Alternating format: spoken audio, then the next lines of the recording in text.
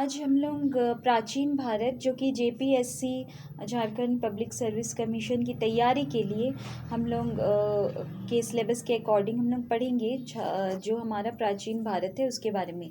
तो आज का जो क्लास है वो हमारा इंट्रोडक्शन क्लास है भारतीय इतिहास के अध्ययन के बारे में। तो आज हम लोग भारतीय इतिहास का अध्ययन ऑडियो में समझने की कोशिश करेंगे, क्योंकि ऑडियो से ज़्यादातर चीज़ें क्लियर होती है, समझ में आती है। पॉइंट वाइज हम लोग पढ़ेंगे इसको, बट आज के इंट्रोडक्शन पार्ट में थोड़ा सा डिस्क्राइब करके समझने की कोशिश करेंगे, क्योंकि स्टार्टिंग है ये। तो समझ लेते हैं हम लोग।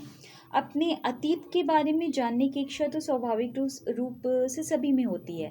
हम सदा यह जानने के लिए उत्सुक रहते हैं कि हमारे पूर्वज यानी दादा परदादा कौन थे, वे कहाँ से आए थे और वे कैसे रहते थे।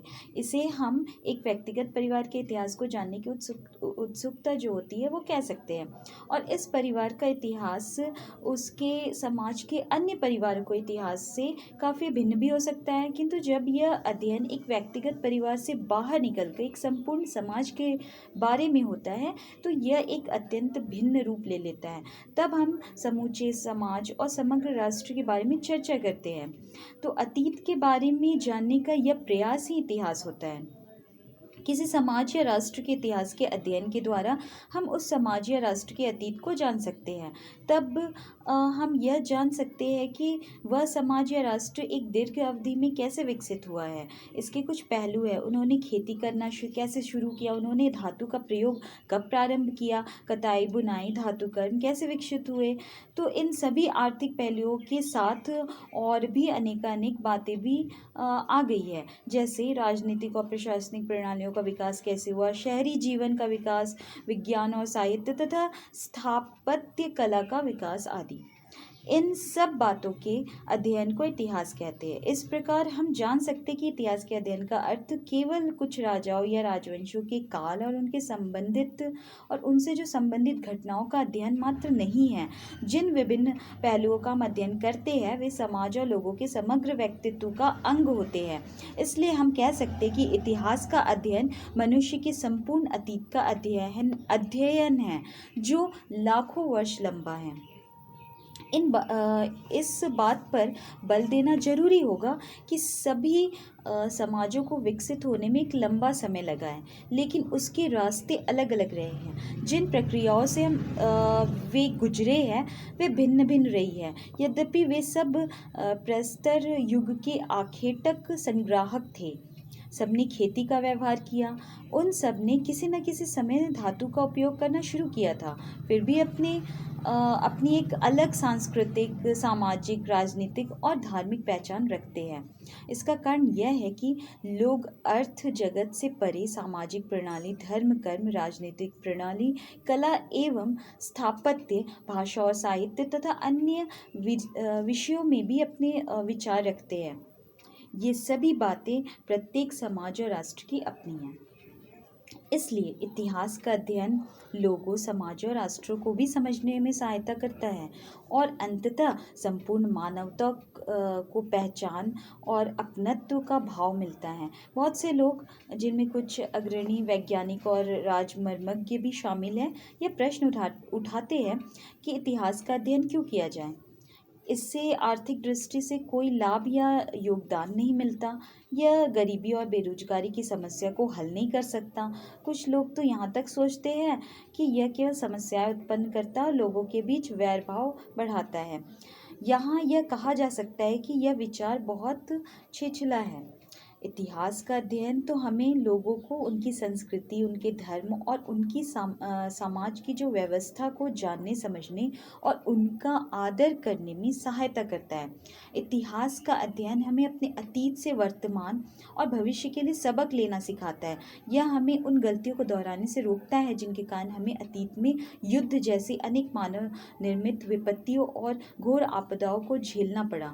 इतिहास हमें यह भी बताता है कि उन बुराइयों को कैसे नज़रअंदाज करें जिन्होंने समाज में समस्याएं खड़ी कर दी थी, और उन बातों का कैसे अनुसरण करें जिससे समरसता, शांति और समृद्धि को बढ़ावा मिलता है। उदाहरण के लिए 2000 वर्ष से अधिक जब अशोक ने अपने 12वें शिलालेख में समाज में समरसता, शांति और समृद्धि बनाए रखने के लिए कुछ उपाय और व्यवहार अपनाने का आग्रह किया था। उन आग्रह में सबसे पहला, उन बातों को बढ़ावा दिया जाए जो सभी धर्मों के मूल तत्व है। सभी धर्मों की एकता के भाव को बढ़ावा दिया जाए और इसके लिए वाचागुटी अपनाई जाए। वाचागुटी अर्थात अन्य धर्मों और पंथों की आलोचना से बचा जाए। धर्म सभाओं में सभी धर्मों के प्रतिपादकों का समवाय हो, यानी उन्हें एक साथ लाया जाए और अन्य धर्मों के ग्रंथों का गहन अध्ययन किया जाए जिससे कि बहुश्रुत हो सके, अर्थात भिन्न भिन्न धर्मों के ग्रंथों का ज्ञान प्राप्त किया जाए। इतिहास लोगों को उनकी पहचान देता है। अतीत के इतिहास का यह अर्थ नहीं है कि अध्ययनकर्ता अतीत में जीता है, बल्कि वह अतीत के साथ जीना सीख लेता है। इतिहास कोई ऐसी चीज़ नहीं है जिसे हम अस्वीकार कर सके या जिसका परित्याग कर सके। जैसे कि पहले कहा गया है, इतिहास किसी समाज या राष्ट्र की पहचान देता है। इतिहास के इसी अध्ययन के आधार पर ब्रिटिश इतिहासकार A.L. बाशन, जो 1914 से 1914 टू 1986, उन्होंने अपनी पुस्तक में the wonder that was India, उनकी पुस्तक का नाम था the wonder that was India, में लिखा है, अपने इतिहास के अधिकांश कालों में भारत यद्यपि एक सांस्कृतिक इकाई बना रहा, पर साथ ही परस्पर संहारक युद्धों से छिन्न भिन्न होता गया। राजतंत्र के मामले में उसके शासक धूर्त और अनैतिक थे। वहाँ अकाल, बाढ़ और प्लेग जैसी आपदाओं का प्रयोग समय समय पर होता रहा और लाखों लोगों की जान लेता रहा। जन्म की असमानता को, यानी मनुष्य जन्म से ही छोटा बड़ा होता है, इस बात को वहाँ धार्मिक मान्यता प्राप्त थी और निम्न कोटि के लोगों का जीवन सामान्यतः कठोर था। तो भी कुल मिलाकर के हमारा विचार यही है कि प्राचीन विश्व के किसी भी अन्य भाग में मनुष्य के बीच और मनुष्य तथा राज्य के बीच के संबंध इतने अच्छे और मनवोचित नहीं रहे जितने भारत में थे।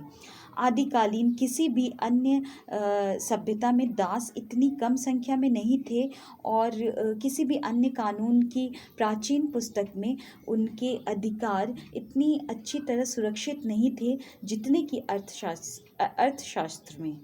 किसी भी प्राचीन विधि निर्माता ने युद्ध में न्यायोचित व्यवहार के इतने उदात्त विचार प्रकट नहीं किए जितने कि मनु ने किए। अपने युद्धों के इतिहास में हिंदू भारत में शायद ही कोई ऐसा प्रसंग आया हो कि नगरों में कत्ले आम किया गया हो या युद्ध न करने वाले नागरिकों को मौत के घाट उतारा गया हो। असीरिया के राजाओं को नृशंसतापूर्वक अपने बंदियों की जिंदा खाल उखाड़ने में जो परपीड़ा सुख मिलता था, वैसा एक भी उदाहरण प्राचीन भारत के इतिहास में नहीं मिलता। इसमें संदेह नहीं है कि कभी कभार निर्दयता या अत्याचार का कोई इक्का दुक्का प्रसंग मिल जाता, लेकिन अन्य पुरानी संस्कृतियों में हुई नृशंसता पूर्ण घटनाओं के मुकाबले में वह बहुत नरम है। हमारे लिए तो प्राचीन भारतीय संस्कृति की अत्यंत प्रभावशाली विशेषता उसकी मानवीयता है।